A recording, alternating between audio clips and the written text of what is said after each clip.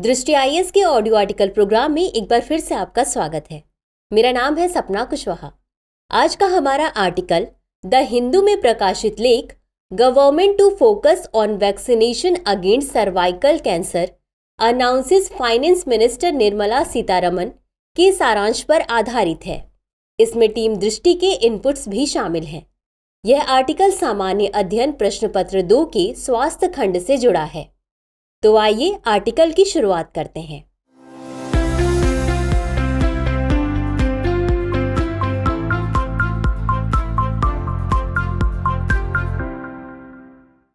आज हम एक विकसित दुनिया में रह रहे हैं, लेकिन दुनिया भर में इतना विकास होने के बावजूद आज भी कुछ ऐसी चुनौतियां हमारे सामने मौजूद हैं जिनका हल किसी के पास नहीं है।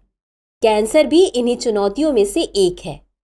चिकित्सा विज्ञान में प्रगति और बढ़ती जागरूकता के बावजूद यह कई विकासशील देशों में मौत का एक प्रमुख कारण बना हुआ है।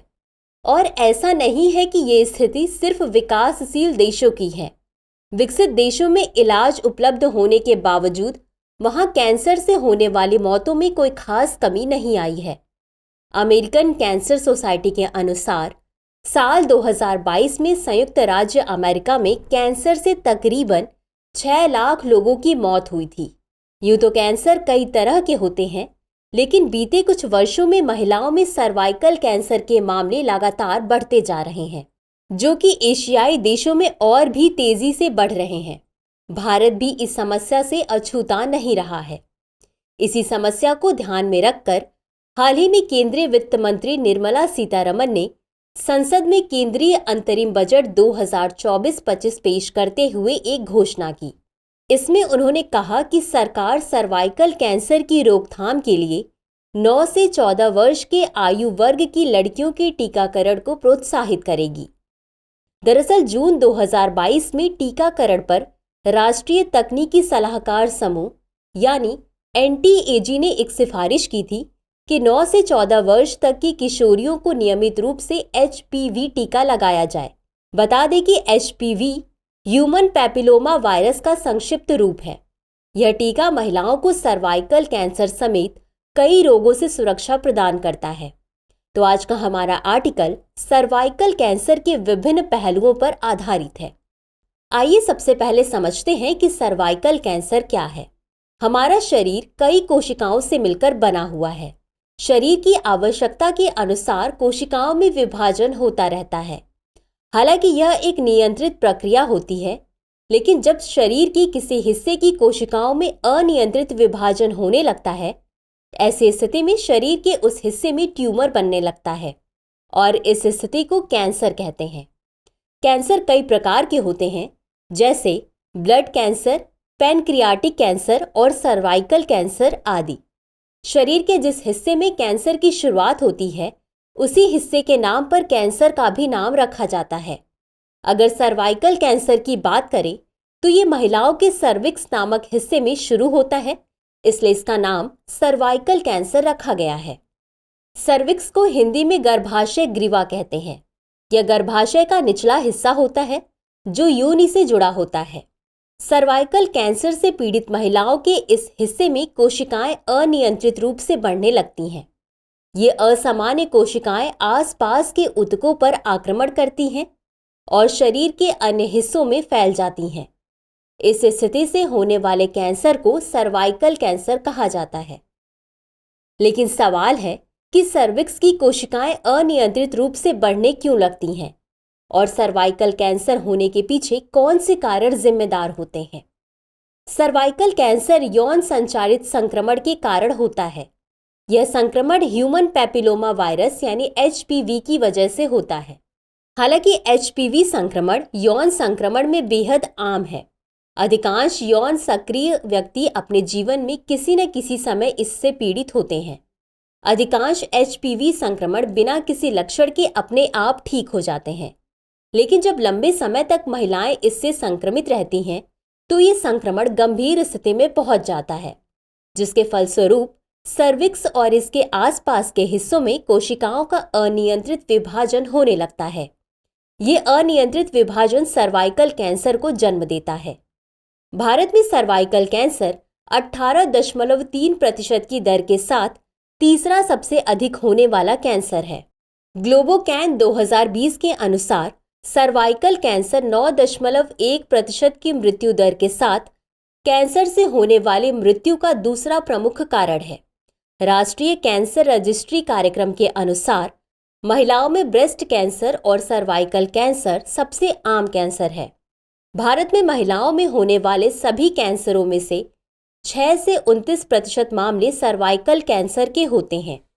गौरतलब है कि भारत के अरुणाचल प्रदेश राज्य के पापुम-पारे जिले में सर्वाइकल कैंसर की दर एशिया में सबसे अधिक 27.7% है। यौन संचरण के अलावा अन्य और भी कारक हैं जिनकी वजह से सर्वाइकल कैंसर होता है, जैसे धूम्रपान करने वाली या एड्स से पीड़ित महिलाओं में। गौरतलब है कि धूम्रपान न करने वाली महिलाओं की तुलना में धूम्रपान करने वाली महिलाओं में सर्वाइकल कैंसर होने का खतरा अधिक होता है। इसके अलावा स्ट्रॉन्ग इम्यूनिटी वाली महिलाओं की तुलना में जिन महिलाओं की प्रतिरक्षा प्रणाली कमजोर होती है वे इस रोग की चपेट में जल्दी आती हैं। हालांकि कोई भी बीमारी एक ही दिन में विकसित नहीं होती है। बीमारी जैसे जैसे बढ़ती जाती है वैसे वैसे रोग के लक्षण बढ़ते जाते हैं। सर्वाइकल कैंसर होने पर भी कई प्रकार के लक्षण उत्पन्न होते हैं। आइए जानते हैं कि वे कौन से लक्षण हैं जो सर्वाइकल कैंसर से पीड़ित महिलाओं में पाए जाते हैं। आमतौर पर सर्वाइकल कैंसर के प्रारंभिक चरण में कोई विशेष लक्षण नहीं दिखाई देते, इसलिए शुरुआती चरण में इसका पता नहीं लग पाता। हालांकि जैसे जैसे कैंसर बढ़ता है महिलाओं को कुछ खास लक्षण अनुभव होने लगते हैं, जिसमें सबसे प्रमुख है एबनॉर्मल वेजाइनल ब्लीडिंग। ये ब्लीडिंग असामान्य पीरियड्स के रूप में या मेनोपॉज के लंबे समय बाद अथवा यौन संबंध बनाने के बाद हो सकती है। इसके अतिरिक्त महिलाओं को शरीर के पैल्विक हिस्से में दर्द महसूस होता है। इसके साथ ही कभी कभी बिना कारण महिलाओं का वजन कम होने लगता है और उन्हें बेहद थकान महसूस होने लगती है। सामान्यतः महिलाएं शरीर में हो रहे इन परिवर्तनों को गंभीरता से नहीं लेती, जिसकी वजह से रोग का सही समय पर पता नहीं चल पाता। ऐसे में सवाल है कि क्या सर्वाइकल कैंसर से पीड़ित महिलाओं का इलाज किया जा सकता है? सामान्यतः शुरुआती चरण में किसी भी प्रकार के कैंसर का पता लग पाना मुश्किल होता है, क्योंकि रोग की आरंभिक अवस्था में कोई विशेष लक्षण दिखाई नहीं देते।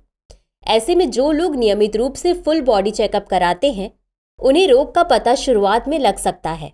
हालांकि भारत में लोग रूटीन बॉडी चेकअप कम ही कराते हैं। जब तक कोई रोग न हो लोग अस्पताल से दूर ही रहने की कोशिश करते हैं। ऐसी स्थिति में कैंसर की बाद की अवस्थाओं में जब रोग का पता चलता है तो इसका इलाज कराना थोड़ा मुश्किल हो जाता है। इसके पीछे कई कारण हैं। पहला तो ये कि जितनी देर से रोग का पता चलता है उसके ठीक होने की संभावना उतनी ही कम हो जाती है। इसके अलावा कैंसर का इलाज बहुत महंगा होने के कारण ज़्यादातर लोग इसका इलाज नहीं करा पाते हैं। हालांकि अगर सर्वाइकल कैंसर की बात करें तो इसके पहले चरण में चिकित्सक सर्जरी ही रिकमेंड करते हैं। इसके लिए हिस्टेरेक्टॉमी या ट्रेचेलेक्टॉमी जैसी सर्जिकल प्रक्रियाएं की जाती हैं। बता दें कि हिस्टेरेक्टॉमी के तहत गर्भाशय को हटा दिया जाता है, जबकि ट्रेचेलेक्टॉमी के तहत पूरे गर्भाशय की बजाय सिर्फ सर्विक्स को सर्जरी के द्वारा शरीर से अलग कर दिया जाता है। इसके अतिरिक्त सर्वाइकल कैंसर के इलाज में विकिरण चिकित्सा या रेडिएशन थेरेपी का भी प्रयोग किया जाता है। उच्च ऊर्जा विकिरण का उपयोग कैंसर कोशिकाओं को नष्ट करने और ट्यूमर को सिकोड़ने के लिए किया जाता है। साथ ही कैंसर के इलाज में कीमोथेरेपी भी प्रयोग की जाती है। इसके अंतर्गत कैंसर कोशिकाओं को मारने या उन्हें बढ़ने और फैलने से रोकने के लिए शक्तिशाली दवाएं या तो मौखिक रूप से या अंतःशिरा द्वारा दी जाती हैं। तो चलिए देखते हैं इसके निष्कर्ष को। यह सही है कि महिलाओं में सर्वाइकल कैंसर के मामले लगातार बढ़ते जा रहे हैं और इस समस्या से निपटना भी जरूरी है। इसलिए इस दिशा में सबसे पहला प्रयास तो यह होना चाहिए कि रोग के होने से पहले ही महिलाओं को इसके बारे में जागरूक किया जाए, जिससे रोग की रोकथाम को बढ़ावा मिले। क्योंकि जब सर्वाइकल कैंसर की बात आती है तो रोकथाम महत्वपूर्ण होती है। ऐसे बहुत से तरीके हैं जिसके द्वारा इस रोग से बचा जा सकता है। इसमें से दूसरा जरूरी उपाय है किशोर होती बालिकाओं का HPV टीकाकरण। गार्डासिल और सर्वारिक्स जैसे टीके सर्वाइकल कैंसर के लिए जिम्मेदार HPV संक्रमण को रोकने में अत्यधिक प्रभावी हैं। इसके अलावा महिलाओं को नियमित स्वास्थ्य जांच और पैप स्मीयर टेस्ट कराना चाहिए। पैप स्मीयर टेस्ट के द्वारा कैंसर होने से पहले सर्विक्स में होने वाले परिवर्तनों का पता लगाया जा सकता है, जिससे शीघ्र उपचार करके रोग को होने से रोका जा सकता है। इसके अलावा सुरक्षित यौन व्यवहार को प्राथमिकता देनी चाहिए और यदि हो सके तो धूम्रपान का उपयोग बिल्कुल नहीं करना चाहिए। गौरतलब है कि सर्वाइकल कैंसर एक रोकथाम योग्य और उपचार योग्य बीमारी है, खासकर जब HPV के खिलाफ नियमित जांच और टीकाकरण के माध्यम से इसका जल्दी पता चल गया हो।